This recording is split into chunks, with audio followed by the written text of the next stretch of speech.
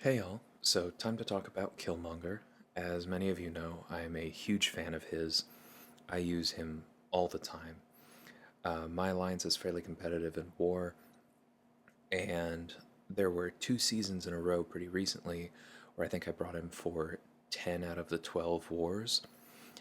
I use him slightly less now just because I have more rank 3s and I found more ways to bring Mr. Fantastic and Tigra to more wars as well, but he's still one of my go-tos.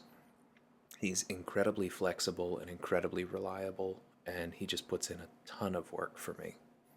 In fact, I think I may have died less with him than with anyone else I've used. If I have to pick a team to go into content blind, he's one of the first ones I pick. Back when incursions punished you more heavily for changing out champions between rooms, and so you wanted ideally a team that could go all the way through just those three, my go to team was Clairvoyant, Killmonger, and Void, because those three together covered almost everything. So, with that pitch, we'll go into why a little bit. So, skipping over his signature ability for now, one of the first things I want to talk about is just that he has critical resistance. Um, in this game, as you probably know, some of the most important things are those big yellow numbers, and so it's extremely helpful to your survivability to not be on the receiving end of many of those yellow numbers. This is one of the same things that makes Doom so tanky.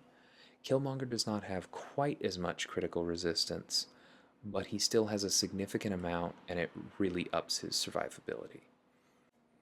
Moving on to this next point, we have his armor. It's a small amount of extra armor. It's nice, again, helps his survivability, but it's really not the big part here. It doesn't always come up, but this 15% of missing power each time a debuff is inflicted really can add up in certain matchups. One place this comes up is when I take Mr. Fantastic on the Node 55 Limber Brute Force mini boss. It's kind of a comically easy fight with Killmonger, because every time Mr. Fantastic throws a special, he inflicts 2 debuffs, Killmonger gains a significant chunk of power, and you're basically just cycling specials the entire time. And when we get into what his specials do, you'll see how helpful that can be. Now, that is possibly a perfect use, but there are a lot of nodes out there that put at least some kind of debuff on you, and this comes in handy for those. I'll put a link to that video up here so you can see what I mean. So before moving on to the last bit of these abilities, I think we do need to talk about his signature ability, because once you have him awakened, this is where a lot of his damage comes from. You don't need this, per se.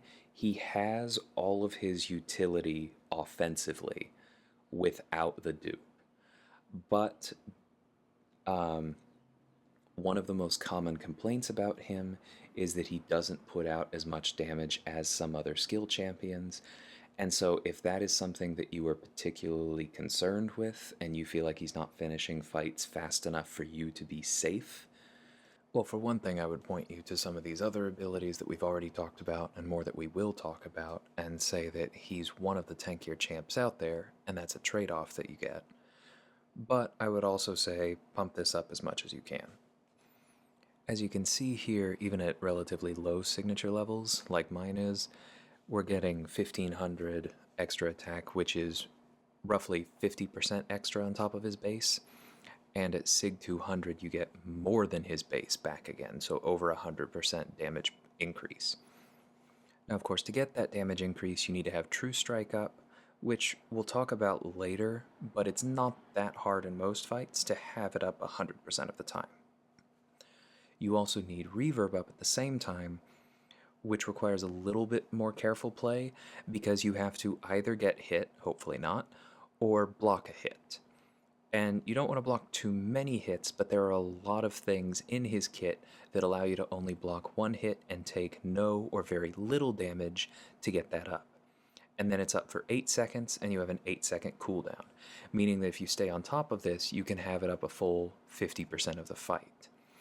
Now, Thinking about some math, like I said, at this SIG, I get about 50% extra. So if I get that 50% extra for 50% of the fight, then I'm looking at roughly a 25% damage increase over what he can do. But specifically, a 50% damage increase when I need it. Similar logic for SIG 200. You're getting a doubling of your damage when you really need it, and on average, kind of about 50% extra. The other part of his SIG here is almost purely defensive. It means that if you do get outright hit or block a big hit, then you're going to reflect some of it back to the opponent. I never intentionally use this because you have to take damage for it to work, right? It's just almost never worth it. The only thing I can think of where this would be funny is that this means that he can also do the Electro Cheese, where if you're taking an Aggression Fury node, you bring Heimdall, you wait for them to stack a bunch of Furies, you take a massive hit, and it reflects it all back on the opponent. And he's actually more efficient than Electro for that, because at SIG 200 he reflects well over 100% of the damage back, whereas Electro only gets a fraction of it. But that's not why you would put SIGs into him, obviously.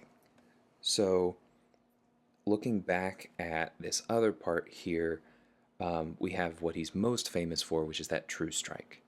Now, there are some champions where it's difficult to hit them as they're recovering from a special attack, because each special attack is built differently, and some of them have almost no frames after they actually do damage that count as recovering.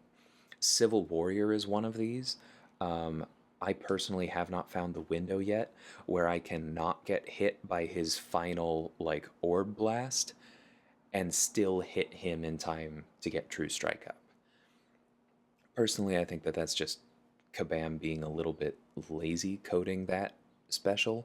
There probably should be a couple more frames that count as recovery, but it is what it is. And then there are other specials like Miles Morales' Special 1, where if you actually dodge the whole thing the way that you normally would, you just will not get back in time. But this is where his kit fits together really well, because you can ameliorate that with the counterpunch charges from his L1, which we'll talk about a little bit later. You can also almost completely bypass this by bringing along the Winter Soldier synergy. That's not necessarily something that you want to do all the time, but it does make it a lot easier. I consider it his most important synergy. So one thing I want to talk about is an aspect of True Strike that tends to get overlooked, and that's that it doesn't just bypass auto block and evade. Those are extremely important because this is a passive that cannot be nullified. It does completely turn off auto block and evade, and it gets around things like the Force of Will node that prevent Falcon from getting by those.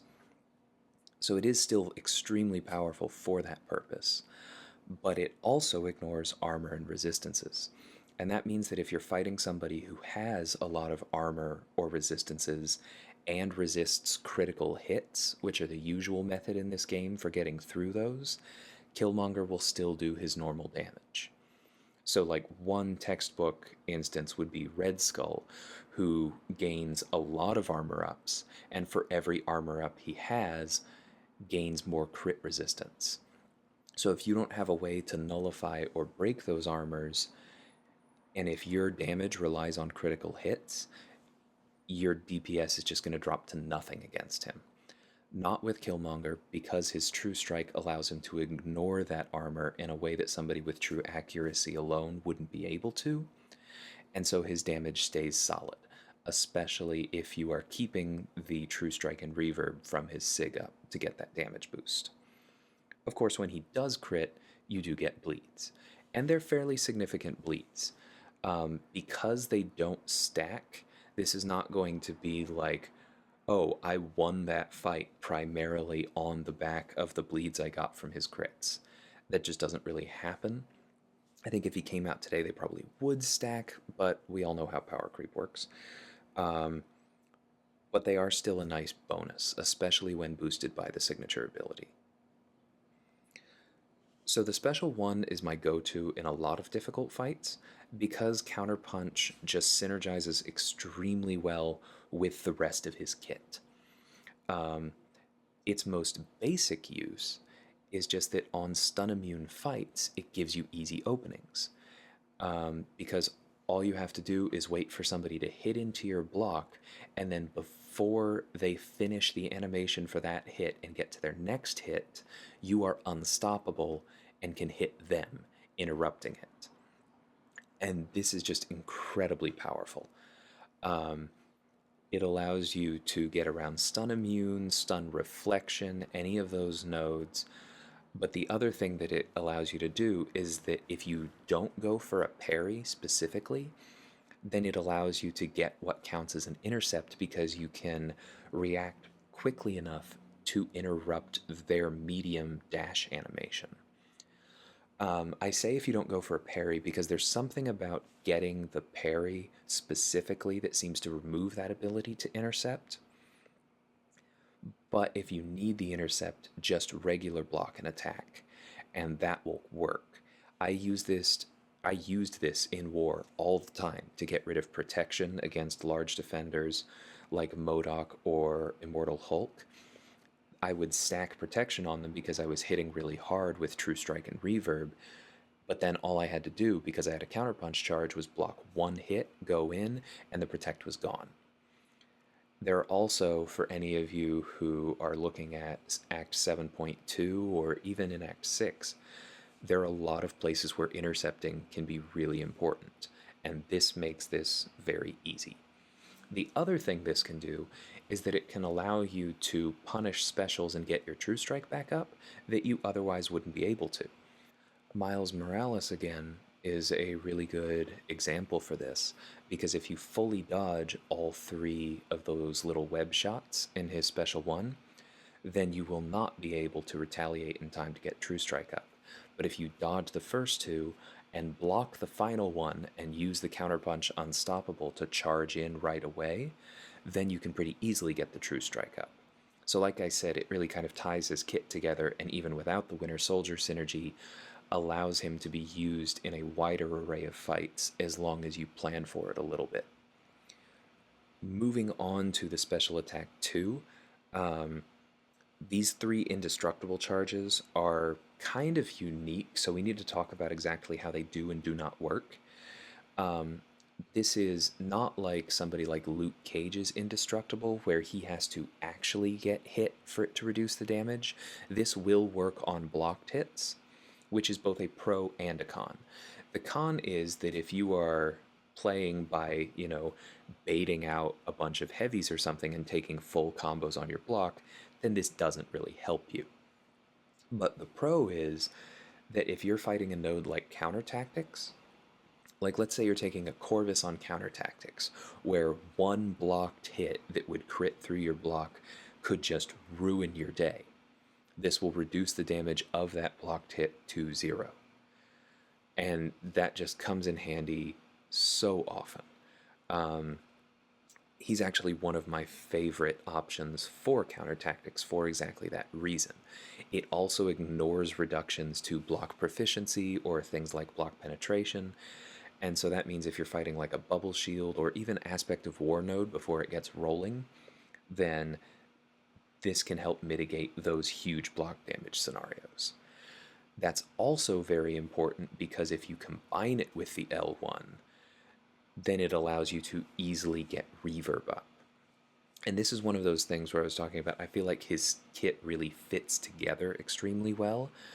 And so if you have both the counterpunch charges and the indestructible charges, then as long as you have True Strike up, then you don't actually have to take a full combo or anything onto your block to get reverb up. You don't need to parry if it's a stun immune node.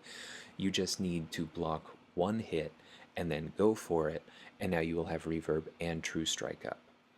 Against nodes with high block damage, just relying on counterpunch to get reverb up could be kind of scary, but not if you have the indestructible charges, because then the block damage is 0. They also, of course, do work when you do get hit, and that's extremely helpful. I think I have a few fights in here where I do mess something up, and then I take a couple hits to the face, and instead of that completely wiping me out, the fact that three of them do no damage at all allows me to survive. Now, I will say these do not do anything to prevent direct damage. So if you eat a full combo from Red Hulk, if you get hit by Taskmaster when he has, the right target up, anything like that that does a huge burst of direct damage, the Indestructibles won't save you. But for most champions in the game, it's extremely helpful. These can also save you if you have a special evade coming up where you're not super confident, but you really need to not take damage from it.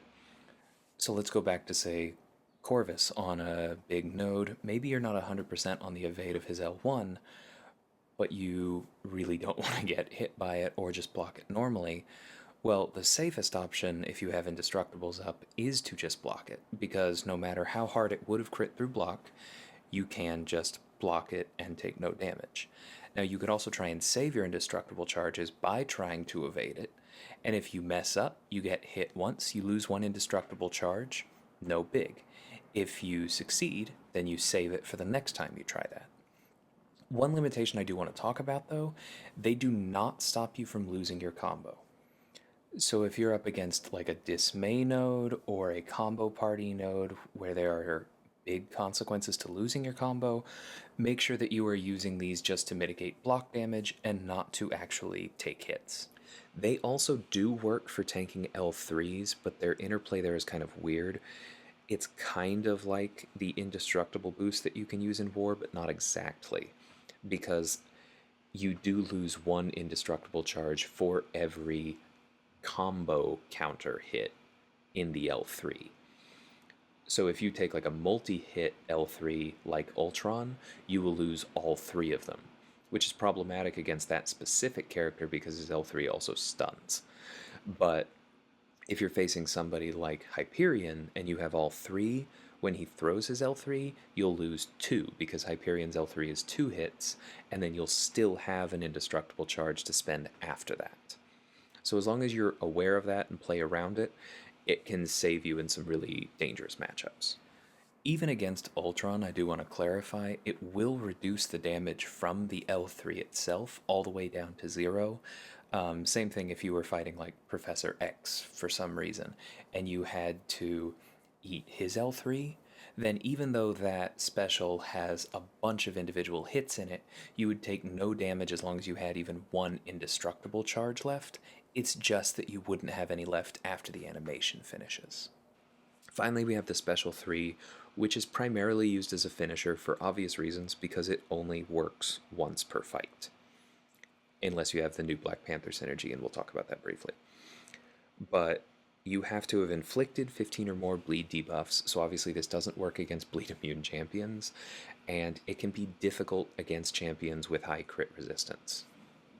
But assuming that you can get those bleeds up, as soon as you inflict the 15th one, you'll see a little gray counter go, and like it says, you can go up to 50. The counter will actually go higher than that, but you can only inflict 50.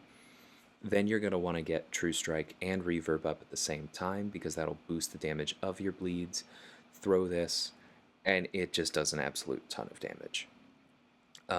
Deep Wounds obviously helps a lot with this because for this many bleeds, extending them by up to 2.5 seconds makes a huge difference. So now to talk about some of these synergies. Like I said, my personal favorite is the Winter Soldier one, both because it basically turns Winter Soldier into Star-Lord. It's only up to a maximum of 100 hits, but it's the effect that you get from a SIG 200 Star-Lord up to those 100 hits, with no further investment in Winter Soldier. So it's just a really good nuke. I have a rank 5 Winter Soldier, and I like bringing him with Killmonger because if I just need to do a lot of damage in an otherwise uncomplicated fight, I can use Winter Soldier and save Killmonger for the more difficult ones where I need his utility, and he will just knock them out instantly.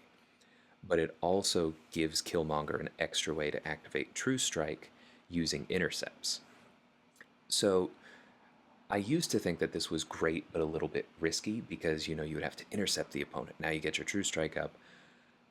But as I was talking about earlier, counterpunch itself can count as an intercept as long as you do it right.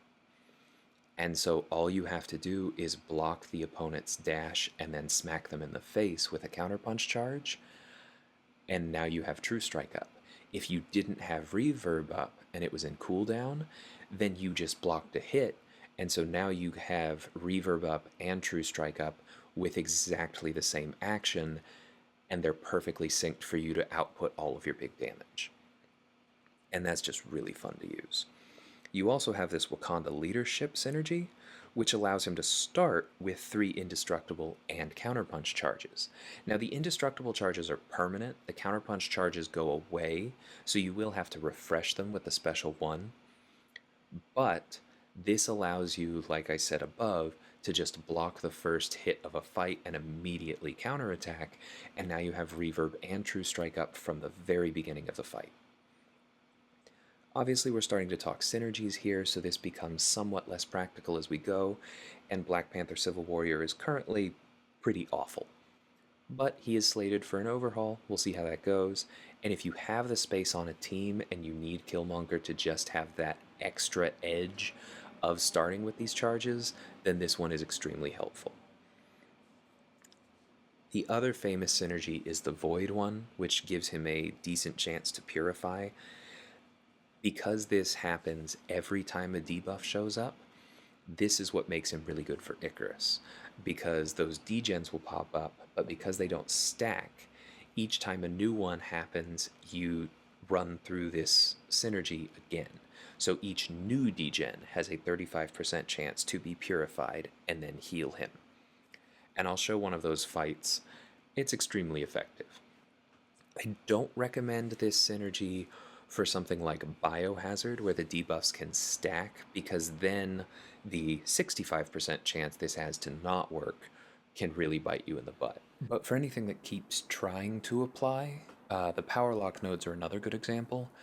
Then this one is extremely effective, and it also provides a really nice sustainability boost to Void as well, although that's not the purpose of this video. This next one is with Storm Pyramid X. Who's another one of my favorite champions to use, and so I do use this occasionally.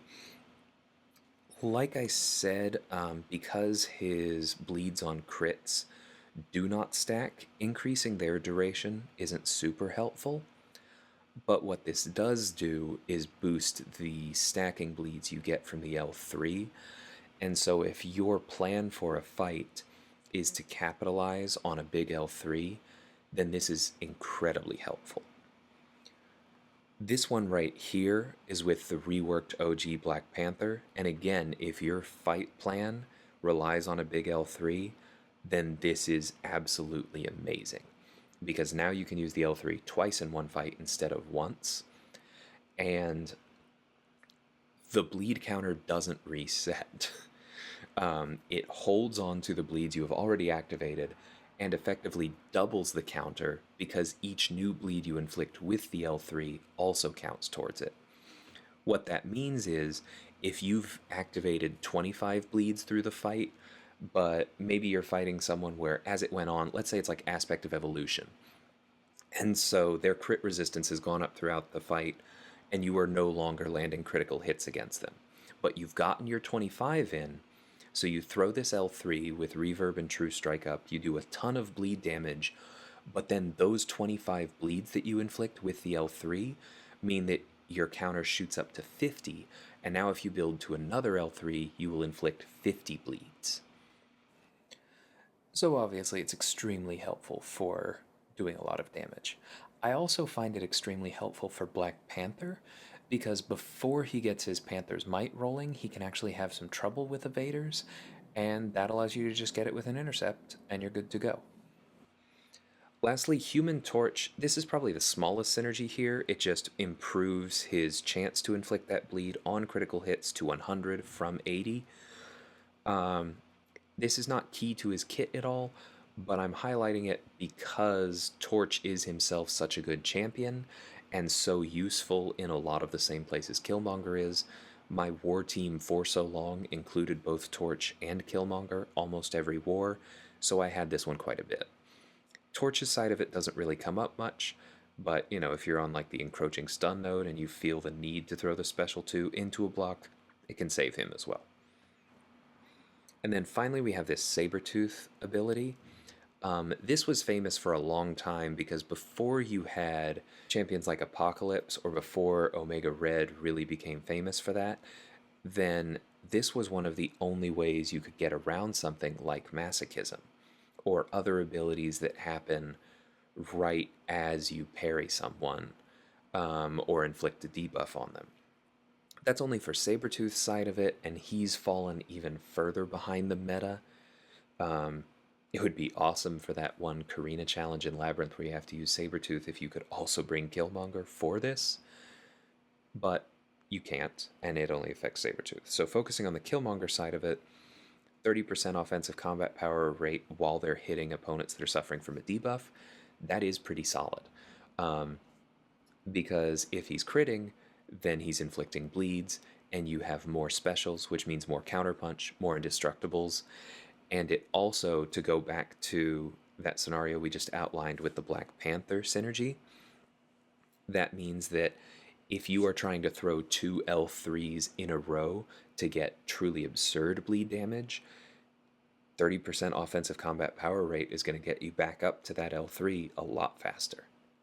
There's also the fact that stuns themselves are a debuff, usually, and so if you're running like max Petrify, which I often do, which reduces the power gained by opponents by 30% if they are stunned, then you can reduce their power rate by 30% and boost your own by 30%, which makes it pretty easy to beat them to a special 1.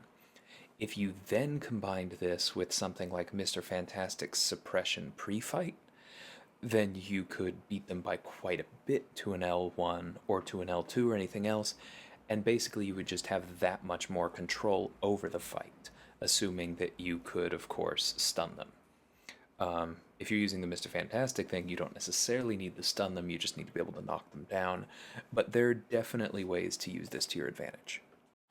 So this actual last one is with Jabari, who I do not have at any rarity, but seems very helpful in theory. It's only 700 crit rating because it doesn't stack, but that's more than the difference between Killmonger's base kit and Elsa Bloodstone's, so it's pretty significant, and it would allow you to get a lot more bleeds faster and thus build to those big L3s more efficiently. As I said earlier, if you're going for an intercept, you often want to do a regular block and then attack with counterpunch. But if you're not going for the intercept, then even on a stun immune node, you can easily get a well-timed block and then attack anyway using those counterpunch charges and thus activate this. So let's get into the gameplay with a little bit of Act 7.2. This is Particle Protector and Micro-Reflect, meaning that you're likely to take a lot of damage back if you just attack into somebody normally. However, the Discombobulate node allows you to apply Disorients to them every time you dodge, which then allows you to reduce their ability accuracy far enough that you can hit them safely. The Disorient is also going to allow you to do extra damage as you hit them. So here I'm taking advantage of something in Killmonger's kit that isn't in his text, and that's that his moveset is really good for step-back intercepts. So I'm not even bothering to parry her, although I did accidentally block her early there. For the most part, I'm just dodging back until I have those 3 Disorients up, and then I'm using a light attack knowing that that will hit her. Now there, I made a mistake and charged in while she had a special ready, but notice I still had my indestructible charges from the Black Panther Civil War synergy from the start of the fight. They saved me, and I am still at a full yellow bar. Now we're going to get them back. I could have gone ahead and blocked a hit to get reverb up and do more damage, but this fight is so under control that I'm actually more focused on making sure my health stays in a good place than I am at finishing it as quickly as possible. That's something that I like about Killmonger, is that he is tanky enough that I don't really have to worry about how quickly I finish a fight. I can just focus on staying in rhythm and staying in control. So moving on to some evade fights, this is another 7.2 path. This is the bullet time lane, where when you try to parry them, they gain evade charges, but you also have to knock them down to get rid of the protection, and there's bleed vulnerability. All in all, a perfect node for Killmonger. You can see how right out of the gate there, because we have both the Winter Soldier synergy and the Black Panther Civil War synergy, we were able to get both True Strike and Reverb going immediately. Because we also have the Sabretooth synergy, we're gaining more power than normal, and we were able to throw that first L1 really early to knock her down and get the protection off. Push to the L2 here because all those synergies I brought mean that Killmonger is going to be doing most of the heavy lifting on this run. But he can do that as long as I keep him healthy. And what better way to keep him healthy than to have him take no damage at all? So I am going to periodically throw the L1 to make sure that we have counterpunch, because that's the easiest way for us to get openings without relying on her specials or her heavies. But I did throw that one L2 to make sure I wasn't taking damage either. So a brief aside about this lane, Killmonger can take everyone along it, including the Symbiote Supreme, although if you do that, I actually recommend you push him to his L3 with your indestructible charges, as you're guaranteed to take less damage than if you just block all 3 hits of his L2. But I also brought the Torch synergy here for Killmonger, and I would recommend using that instead for Sim Supreme if you have it. But on to the reason that this team works so well for this path, because it can also take the boss, and I will show you that now. So here's that MODOK boss fight. Stampede means that you don't want to hit into his block too much or he'll gain a ton of power. And then you have that Disorient node where every time you block, your ability accuracy and your block proficiency will go down. So you don't want to do too much of either.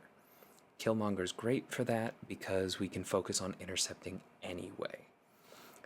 The only synergy I have here is Winter Soldier, because this attempt is actually from after finishing a different lane with Ghost. But that's the only one we need. We're not gaining as much power as we would with Sabretooth, and we didn't start with any charges like we would with Black Panther, but this is still plenty. It's actually working to our advantage that we hit into his block once, because more power gain means more L1s for him to throw and for us to dodge, and that means we're keeping True Strike up without bothering with intercepts, and every time he throws that special, we have an opening. As long as you space the disorients out, the willpower can actually work for you, and you're not going to be taking too much block damage.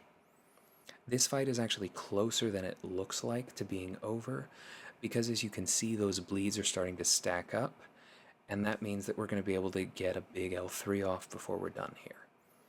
Now, I didn't play this perfectly. There are a few places where, like I said, you want to space out your blocked hits, so you only have one disorient up at a time, and there are a couple places in here where I end up with 2, and you can see that the block damage hurts, and it might hurt enough to worry you if you were using a 5-star. But even so, we're above 80% here. We're still pretty healthy. If we had brought Black Panther Civil Warrior, then the first few hits would have done no damage at all, and we'd be even better off. Or you can just play better and not take 2 blocked hits close to each other. So at this point, I could have thrown that L2 because those indestructibles would be nice to have, but because we were nearing and we're now past 40 bleeds built up, I figured it was better to get the True Strike, get the Reverb, go ahead and throw the L3. Because even if this doesn't finish him, it's going to do an absolute ton of damage, and the fight's basically over anyway. As you can see, that's over 14k per tick, meaning almost 29,000 damage per second. It runs out just before finishing him off. I was not running max deep wounds here, and that would have made the difference, but still, huge amount of damage, easily finishes it off the normal way. So here's another kind of tricky evade fight. We have that head rush where every time we try and apply a debuff to them, they're going to purify it, meaning that anyone who just relied on parry is not going to work terribly well. It also has stun vulnerability, though, which means that to do your best damage against them, you are going to want to inflict debuffs, because once they get to a certain number of them, then they're going to be passively stunned and you can really unload. So notice right there, I go for the parry on the counterpunch because inflicting the stun, even though it would be purified, was more important to me than getting the intercept. But it does add one more debuff, and now we have that passive stun, even for a short window, allows us to do a bit more damage. The point I'm making with this fight, though, is that while this one took a little bit of setup, once you get rolling, it's actually really easy to keep 100% uptime on Killmonger's True Strike, almost no matter what else you have to think about in the fight. And the reason for that is that whenever you have something that you have to maintain in a fight, normally what messes with it is having to bait out the opponent's specials. But with Killmonger, baiting out their specials is exactly what you want to get True Strike back up. So it fits together really well, and you're not going to run into, ah, crap, it fell off, now I'm in trouble. And part of what this means is that even in longer fights, he's not as risky as option as other champions that require fights to go on for a long time. Because that's often something that you worry about if you can't finish a fight quickly is, well, at some point it's going to get away from me. And one of the things I love about Killmonger is that, like some of my other favorites, even if a fight goes on for a long time, I don't feel like it's going to get away from me. This Red Skull right here has Mixmaster and Special Delivery, so two kind of conflicting things to pay attention to. A lot of people, when this first came out, probably took this with Corvus with maxed attrition masteries and or power boosts. I don't find that a particularly efficient use of resources, and I also don't enjoy it. And so I prefer doing something like this, where I can just turn off the node and play a nice, simple fight, just paying attention to special delivery, basically, and I'm not worried about it. As we talked about when we went over his kit, Red Skull here now has 10 armor ups, which means that it's extremely difficult to crit against him. And against most characters, he'd be reducing our damage down to pennies. But because True Strike also ignores armor, we're still doing decent damage. Not as much as we might be if we were critting, of course, but it means that Killmonger doesn't slow to a crawl against these kinds of opponents, and that increases where you can use him effectively. We also just saw here exactly what I was talking about with the last one. Red Skull sometimes doesn't like to throw his specials, which can cause problems for someone who's worried about the timing of their abilities. And you saw the True Strike actually did fall off, but the only reason it fell off was because I was baiting out his special one, so the minute he threw it, and I no longer had to wait, I had my True Strike back.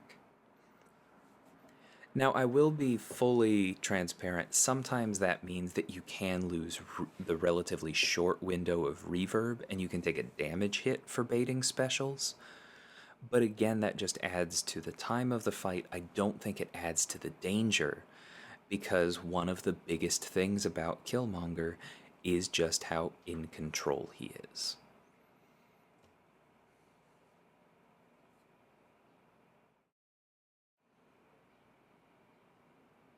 This is a relatively high hit fight, and this is also where I didn't test it because I like having adrenaline, but it's actually possible that my 5-star would have done more damage on this fight because he is Sig 200 and the extra boost from his reverb is pretty substantial.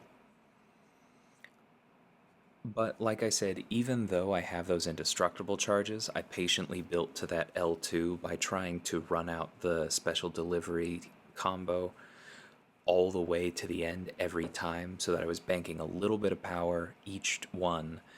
And so I eventually got those indestructibles, limiting the damage I'm taking even further. But even though I have those, I am blocking hits. And so this is one of the things that I like about 6 stars in general, is that for a lot of characters, it's not just that they have more health or more attack, it's also that they're more sustainable because adrenaline itself is giving them effective block proficiency. Now notice right there, that's kind of an example of what I talked about with the counterpunch charges allowing you to get True Strike on more difficult specials. It is not normally that easy to, dodge Red Skull's special 2 fully and then land a punish, especially not one that would count for True Strike. But if I had chosen to just eat those 3 beams instead of dashing out of the way, then even if the first counterpunch charge had expired by the time the 3rd beam landed, I still would have had another, and that would have instantly triggered, and I could have run in and landed True Strike that way. I chose to reduce the damage I was taking instead, but that is an option. Okay, so moving on to the last True Strike fight I'm going to show you.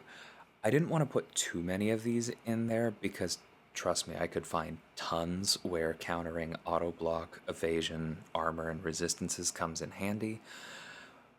And that's part of why I chose this many, because it just comes up so much in the game. But I don't want to just show you all the same basic idea, so that's why we're going to take a look at this Guardian fight. As many of you know, Guardian has a chance to auto-block specials, and here we have Power Shield, which means you can only do damage with specials. So unless you're going to build to the L3 every time, which is going to do reduced damage on most characters because of his high armor rating, you're going to need to get around that auto block. Again, True Strike does that for us. This Guardian also has increased ability accuracy, so some of the normal methods that you might use for getting around that auto block by trying to just reduce his chance to do it are significantly less likely to work. But with Killmonger, it works fine. Guardian does have bleed resistance, so we're not going to be doing much on our crit bleeds, and it would be basically useless to build to an L3, but we can keep True Strike and Reverb up for the entire fight and do big damage on our specials. Notice even the non-critical hits are doing better than most would against Guardian because we're ignoring his armor, both his active buff that he has in his kit and the aggression armor from the node itself.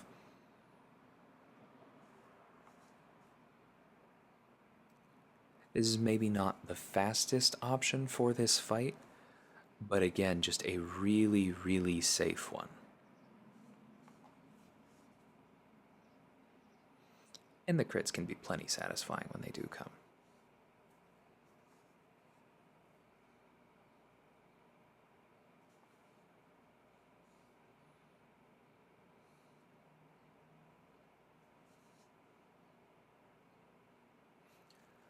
So instead of throwing that L1, notice that I backed up and made sure to block a hit, which did cost an indestructible charge, but that meant that I took no damage for activating Reverb. True Strike was already up because it's really easy to maintain on this node, and therefore the next special we threw did more damage.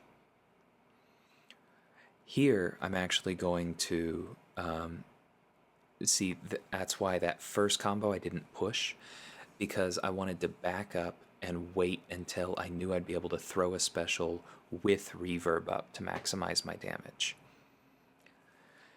This is one of probably the biggest things that you need to adapt to with Killmonger, is managing that Reverb and keeping it up as much of the time as possible without taking too much damage doing so.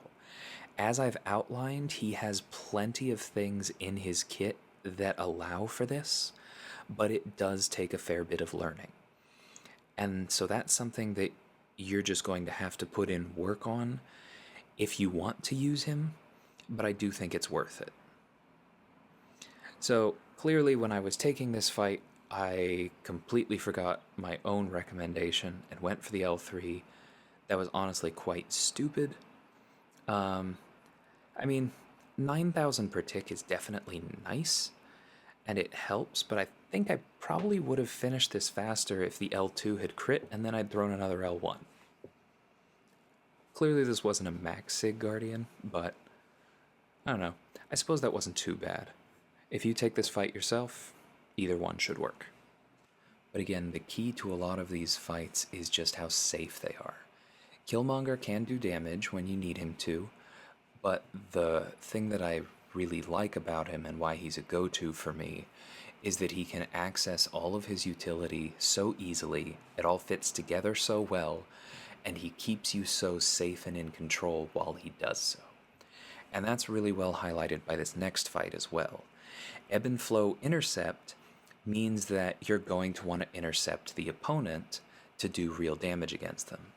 But Combo Party means that if you mess up that intercept and you get hit, you're very likely to just get knocked out instantly by the direct damage from losing your combo.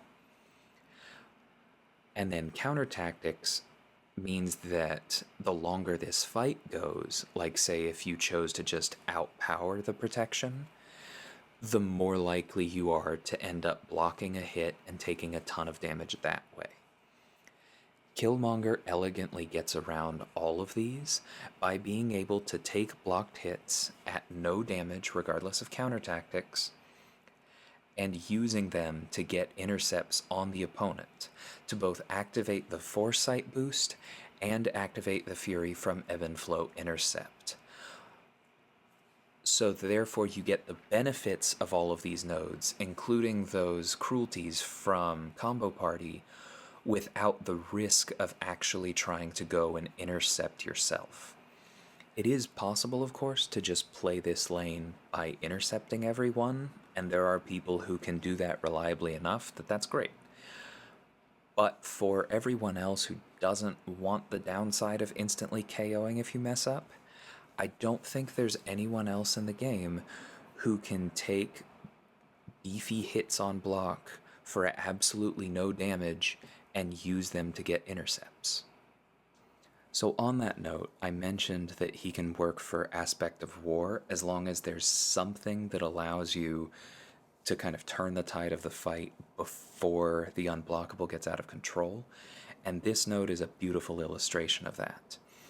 Because we have that Aspect of War where they eventually go unblockable, but we also have Cage Rattler where once we get to a high enough combo, we are guaranteed to passively stun them by hitting their block only once, and therefore once this fight has gone on long enough, we can easily counter Aspect of War. Now, if you are going to try this, I highly recommend bringing the Black Panther Civil Warrior synergy, because those two indestructibles give you more room where you can, take a couple big hits without taking any damage. But I did this fight without any synergies at all, and to get me up to that combo of 50, I only needed to block, as you can see here, I think maybe 3 hits, maybe 4, and so I had roughly 90% left after this one fight. That means that this is sustainable even without those indestructibles. So he's now unblockable, which is why I waited out that one. And so we didn't quite get to 50 before we lost the ability to block. But the thing is that we got close enough that we only had to wait out a couple of those unstoppables instead of, 6 or 7 of them. And that makes this node much safer because you're less likely to get backed up against an unblockable character. And then the fight's much, much easier. As you can see, starting with the 3 Indestructibles, I only lost 2% health. So we're almost at the end here, but I would be remiss if I didn't show you this next boss fight. This is the Bleed Vulnerability Buffet Do You Bleed Medusa in 6.3.1. When I took her here, Killmonger was my only option who could reasonably get through it. That was back when she also had Counter-Strike, which made this so much fun. Nick is also great for this, but not all of us have Nick, and so I still think he's one of the best for this. I'm going to speed my way through most of this, because the basic strategy here is actually to completely ignore Buffet and pretend it doesn't exist, and just focus on building up those bleeds. I did bring Storm X for this one so that the bleeds on the L3 last longer, and if you wanted to, if you were willing to sacrifice the block damage, then you could start going straight parries, and you could use heavies to bait out her specials if she wasn't throwing them, and you could avoid triggering Buffet for the last bit before actually throwing the L3, and that would bring you closer to the end. I'm also not boosted here, and I don't actually have Deep Wounds maxed, so I'm going to miss out on, I think, 2 ticks of whatever the damage is at the very end of this. And my Killmonger, of course, is not max sig. All of those things are working against me here. The signature ability is actually even more important when you're doing a fight like this, where you need to concentrate all your damage in one small window.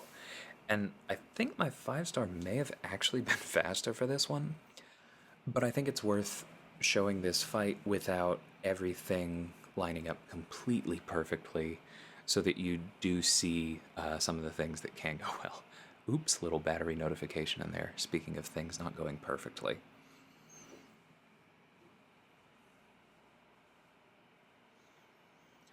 So we're almost to the end of the setup here. Notice we're up to 46 bleeds.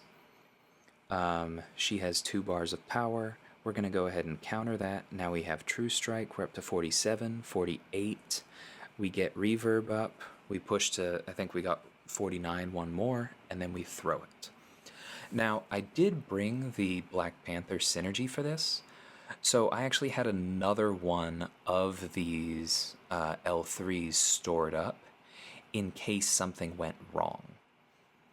Also, notice how I didn't dodge that despite how much block damage I took, because I just wanted to finish it off, and that one heavy was enough. So that's an old fight that a lot of people have beat, but he's still one of the best options for it.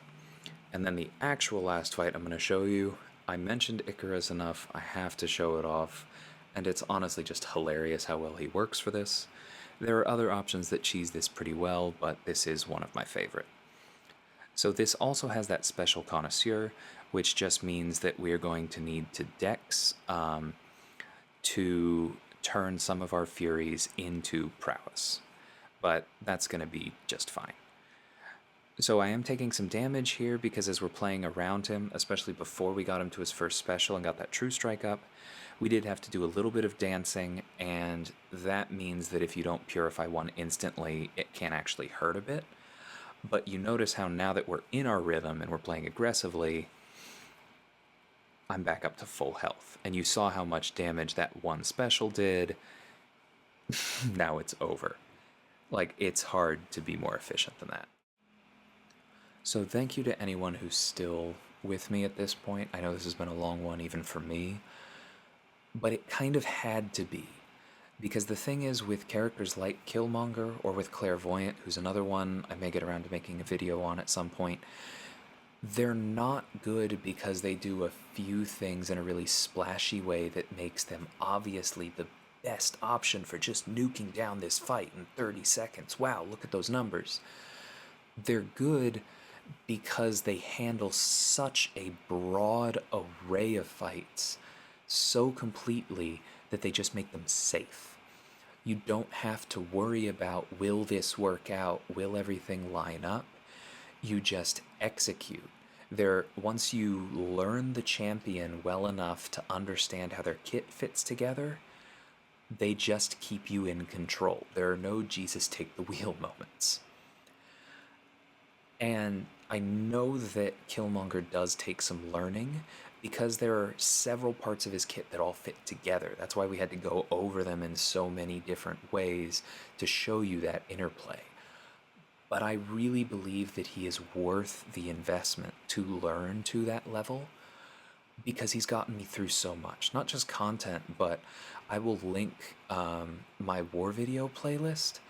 And if you have any patience left after this, go check that out and look through it and look for some of the Killmonger fights that I take.